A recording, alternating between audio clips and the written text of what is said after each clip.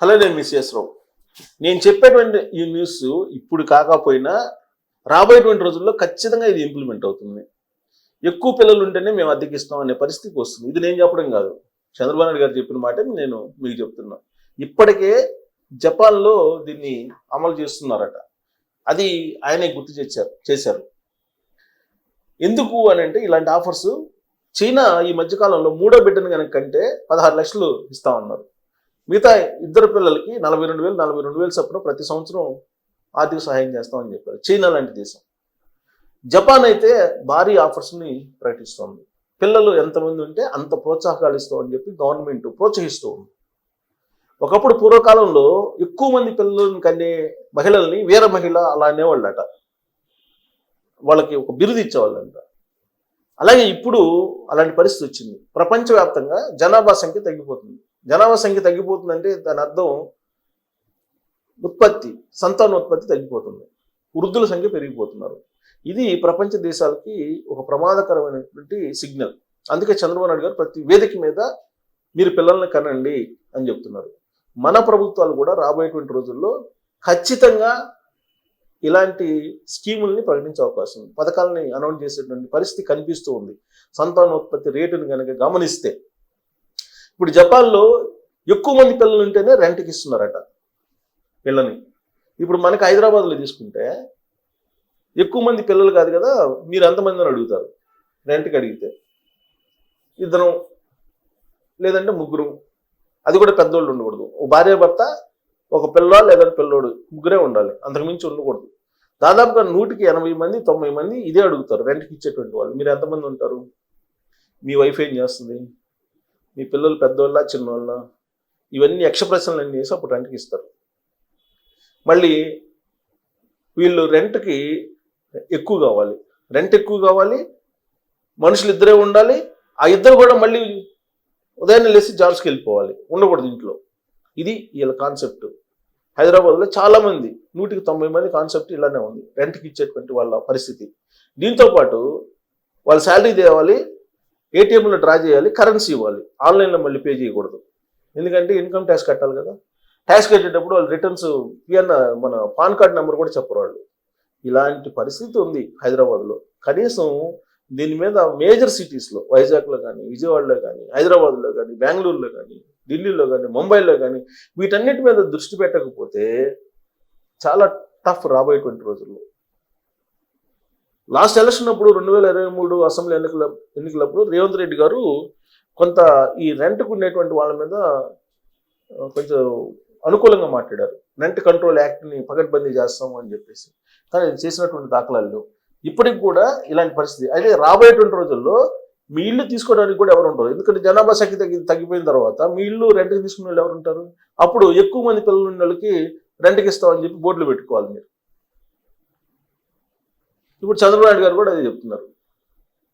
జపాన్లో పరిస్థితి చెప్తున్నారు. ఇవాళ జపాన్, రేపు మన భారతదేశానికి వస్తుంది. వచ్చేదానికి సంకేతాలు కూడా చెప్తున్నారు. ఏంటి ఆ సంకేతాలు అనేది నేను చదివి వినిపిస్తాను. ఆయన ఏం చెప్పారు అనేది చూడండి. జపాన్లో పిల్లలు స్కూల్కి వెళ్ళే వరకు చైల్డ్ కేర్ సేవలను అందించడంతో పాటు పిల్లల చదువుకు ఆర్థిక సహాయం లేదా ఉచిత వైద్యం అందిస్తున్నారు. ఎక్కువ మంది పిల్లలు ఉంటే ఇల్లు కట్టుకునేందుకు ఆర్థిక సహాయంతో పాటు తక్కువ రెంట్కు ఇల్లు అద్దెకిస్తున్నారు. ఎక్కువ మంది పిల్లలు ఉంటే ఆర్థిక సహాయం కూడా ప్రభుత్వం చేస్తుందంట.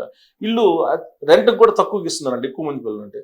దక్షిణ కొరియా దేశంలో నెలవారీగా ప్రత్యక్ష నగదు బహుమతులు అందించడంతో పాటు వివాహము, కాన్పులకు ఐవీఎఫ్ గర్భధారణ సాయం చేస్తున్నారు దక్షిణ కొరియాలో. ఇది పరిస్థితి.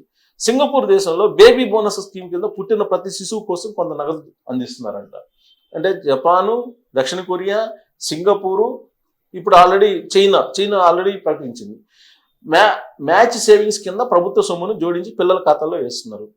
రష్యాలో 2వ బిడ్డను కంటే ఫ్రీ హెల్త్ కేర్ కింద గర్భిణులకు ఉచిత వైద్యం అందిస్తున్నారు. హంగేరీలో 4 కంటే ఎక్కువ పిల్లలు ఉన్న వారికి జీవితాంతం ఆదాయపు నుంచి మినహాయిస్తున్నారంట హంగేరీలో. చైనాలో 2 కంటే ఎక్కువ పిల్లలు ఉంటే 16 లక్షలు, 12 లక్షలు కాదు 16 లక్షలు ఆర్థిక సహాయం చేస్తున్నారంట. సో ఇది ఆయా దేశాల్లో ఉన్నటువంటి పరిస్థితి. మరి మన అసలు ఏంటి దీనికి కారణం అంటే జనాభా తగ్గిపోతే వృద్ధి రేటు పడిపోతుందని సీఎం చంద్రబాబు నాయుడు గారు ఆందోళన వ్యక్తం చేశారు. జనాభా పెరుగుదలపై సమావేశంలో పోల్ నిర్వహిస్తే ఇద్దరు పిల్లలు ఉండాలని 67.4% మంది మన భారతీయులు అంటున్నారంట. ఇది ఇద్దరు చాలని 67% మంది. ఒకరే ఉండాలని 12% మంది అంటున్నారు. ముగ్గురు ఉండాలని 19% అంటున్నారంట. పిల్లలు కనడానికి యువత ఆసక్తి చూపట్లేదు. చాలా మంది భార్యాభర్తలు పిల్లల్ని వద్దనుకుంటున్నారు. ఇలాంటి పరిస్థితి నుంచి బయట రావాలంటున్నారు చంద్రబాబు నాయుడు గారు. ఖర్చులు పెరుగుతాయని పిల్లల్ని కనడానికి ఇష్టపడలేదని చెప్పి ఆయన అభిప్రాయపడ్డారు. సో ఇక ఎందుకు ఈ పరిస్థితి వచ్చిందని ఇది ఇక్కడ ఉంది. యువశక్తి తగ్గి ఇప్పుడు వృద్ధుల రేటు పెరుగుతుందంట ఆయా దేశాల్లో.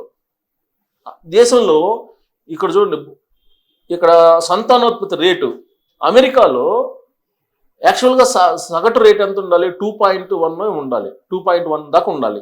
ఇప్పుడు అమెరికాలో 1.62 ఉంది. 2.1 అనేది ఉండాలి సంతానోత్పత్తి రేటు. 1.62 అమెరికాలో ఉంది. యూకేలో 1.54 ఉంది. హంగేరీలో 1.50 ఉంది. ఫ్రాన్స్లో 1.49 ఉంది. రష్యాలో 1.47 ఉంది. జర్మనీలో 1.47 ఉంది. కెనడాలో 1.33 ఉంది. జపాన్లో 1.23 ఉంది. చైనాలో 1.02 దారుణంగా పడిపోయింది చైనాలో. సింగపూర్లో 0.96 అసలు. సింగపూర్లో అసలు అందుకే వాళ్ళు బోనస్లు ప్రకటిస్తున్నారు వాళ్ళకి. సంపన్న దేశాల్లో ఇవన్నీ సంపన్న దేశాల్లో ఎక్కువగా సంపన్న దేశాల్లో పిల్లలు వద్దు అనుకుంటున్నారు ఎక్కువ మంది. సో అదే ఆయన ఆవేదన వ్యక్తం చేస్తున్నారు. 2.1 ఉండాల్సినటువంటి రేషియో ఆయా దేశాల్లో ఎలా పడిపోయిందో చూడండి. ఇక్కడ ఇచ్చారు, ఇక్కడ అన్ని మొత్తం పడిపోయింది. మన భారతదేశంలో కూడా అప్ టు మార్క్ లేదు. మన దేశంలో మంది కూడా 1.9కి పడిపోయింది. 2.1 ఉండాల్సింది 1.9కి పడిపోయింది. ఇక్కడ చూడండి, ప్రపంచంలో 10 నుంచి 24 ఏళ్ల వయసు ఉన్నవాడు 1.8 బిలియన్స్ ఉన్నారు. ఒకప్పుడు జనాభా ఎక్కువ ఉన్న దేశాలను చులకనగా చూసేవాళ్ళు. కానీ జనాభా ఉన్న దేశాలపైన అగ్రరాజ్యాలు ఇప్పుడు ఆధారపడాల్సి వస్తుంది. ఎందుకంటే వాళ్ళు తయారు చేసేటువంటి ఉత్పత్తులు కానీ వాటన్నింటినీ ఎవరు వాడుకుంటారు? జనాభా ఉంటేనే కదా. జనాభా ఎప్పటికీ భారం కాదు, అదే మనకు తిరుగులేని ఆస్తి. ఎక్కువ జనాభా ఉన్న మన దేశంలో అభివృద్ధి సాధ్యమనే పరిస్థితి నుంచి ఈ జనాభానే మనకు అడ్వాంటేజ్గా మారింది. 140 కోట్ల జనాభా కలిగిన మన దేశం చైనాను వెనక్కి నెట్టింది. ఇది చంద్రబాబు నాయుడు గారు చెప్పింది. దేశానికి బలమైనటువంటి ఆర్థిక వనరు జనాభాని ముఖ్యమంత్రి చంద్రబాబు నాయుడు అన్నారు. జనాభా పెరుగుదలకు త్వరలో మంచి పాలసీని తీసుకొస్తామని అన్నారు. దేశం అంటే మట్టి కాదు, దేశం అంటే మనుషులే అని గురజాడ అప్పారావు స్ఫూర్తితో ముందుకెళ్లాలని పిలిపించారు. నాడు ఎన్టీఆర్ తాతమ్మ కళ అనే సినిమా తీశారని, అందరూ పిల్లలు ఉంటే అంత సంతోషం అందులో చూపించారని వివరించారు. పిల్లలకు అనే వరం భగవంతుడు మహిళలకు ఇచ్చాడని ముఖ్యమంత్రి చెప్పారు. సో ఇవాళ జనాభా దినోత్సవం, ప్రపంచ జనాభా దినోత్సవం సందర్భంగా జరిగిందనమాట ఈ సబ్మిట్. దాంట్లో ఆయన ముఖ్య అతిథులుగా పాల్గొని ఆయన ఈ సర్వేని ప్రకటించారు. ఇదిగోండి, ఉత్పత్తి రేటు జనాభా. ఒకప్పుడు జనాభా పెద్ద సమస్యగా ఉంది. 2004 ముందు సీఎంగా ఉన్నప్పుడు జనాభా నియంత్రణ ప్రోత్సాహాలు ఇచ్చారు. ఇద్దరు పిల్లలు కంటే ఎక్కువ ఉంటే స్థానిక సంస్థల పోటీకి అనర్హులని ప్రకటించారు, ఆయనే ప్రకటించారు. ఇప్పుడేమంటున్నారు? ఇద్దరి కంటే ఎక్కువ ఉన్న వాళ్ళకే స్థానిక సంస్థల్లో అర్హులుగా ఒక చట్టం తీసుకొచ్చి ఆలోచన చేస్తున్నారని చెప్పి కూడా అంటున్నారు. సో దేశం అంటే రాష్ట్రాలు, ప్రాంతాలు, పట్టణాలు, సరిహద్దులు, భూభాగాలు మాత్రమే కాదు, దేశం అంటే మనుషులు. సో భారతదేశంలో ఇప్పుడు రాబోయేటువంటి రోజుల్లో జనాభా కొరత ఏర్పడబోతుంది. గత కొన్నేళ్ల వరకు ప్రతి ఇంట్లో ఒక్కొక్కరికి 5 కేజీల చొప్పున బియ్యం ఇచ్చేవాళ్ళం. 5 ఉంటే 25 కేజీలు ఇచ్చేవాళ్ళం. అంతకంటే ఎక్కువ మంది ఉంటే బియ్యం ఇచ్చేవాళ్ళం కాదు, 5కి మ్యాక్సిమం ఇచ్చేవాళ్ళు. కానీ ఇప్పుడు పరిస్థితి మారింది. ఒక కుటుంబంలో 10 మంది ఉన్నా కానీ ఒక్కొక్కరికి 5 కేజీలు ఇస్తూ ఉన్నారు. 10 మంది ఉంటే 15 50 కేజీలు బియ్యం ఎక్కువ ఇవ్వడానికి చంద్రబాబు నాయుడు గారు ఇప్పుడు ఆలోచిస్తున్నారు. దక్షిణ భారతదేశంలో జనాభా తగ్గడం వల్ల ఆందోళన వ్యక్తం చేశారు. సో భవిష్యత్తులో పార్లమెంట్ సీట్లు ఎన్ని తగ్గుతాయని కూడా అన్నారు ఆయన. సో ఇది పరిస్థితి. సో ఈ పరిస్థితి నుంచి ముందుగానే మేలుకోకపోతే చాలా గడ్డు పరిస్థితులు భారతదేశానికి కూడా రాబోతున్నాయి. ఇప్పటికే 1.99 పడిపోయింది. 2.1 ఉండాల్సింది 1.9 అలా పడిపోయింది భారతదేశం కూడా. మిగతా దేశాలు కూడా సంతానోత్పత్తి రేటు పెరిగిపోతుంది. సో రాబోయేటువంటి రోజుల్లో ప్రభుత్వాలు మిగతా చైనా, సింగపూర్, హంగేరియా, అమెరికా, రష్యా లాగా, చైనా లాగా భారతదేశం కూడా ప్రభుత్వ పథకాలని అనౌన్స్ చేయకపోతే పిల్లలు అనేటువంటి పరిస్థితి లేదు. అందుకే ఇప్పుడు పిల్లల్ని అడిగి ఎంతమంది ఉన్నారు కుటుంబ సభ్యులని అడిగి రెంట్లకి ఇచ్చేటువంటి వాళ్ళు కూడా రాబోయేటువంటి రోజుల్లో ఎక్కువ మంది ఉంటేనే మేము రెంట్ తక్కువ ఇస్తాం మీరు రండి బాబు అని బతిలాడుకునే పరిస్థితి వస్తుంది. లేదంటే ప్రభుత్వాలు కఠినమైన నిర్ణయాలు తీసుకుంటాయి ఈ అద్దె ఓనర్ల మీద. లేదంటే ఇళ్ళే కట్టేస్తాయి. ఎక్కువ మంది పిల్లలు ఉన్నటువంటి ఇల్లు కట్టేయడానికి కూడా ప్రభుత్వాలు పథకాలు తయారు చేస్తూ ఉన్నాయి. ఇది చంద్రబాబు నాయుడు గారు ముందే గ్రహించారు, దాదాపు 3-4 సంవత్సరాల నుంచి చెప్తున్నారు జనాభా కొరత గురించి. సో రాబోయేటువంటి రోజుల్లో మరి జపాన్లో పరిస్థితి మనకు రాబోతుందా ఇంటి అద్దెల విషయంలో అనేది మీరు కామెంట్ చేయొచ్చు. Thank you.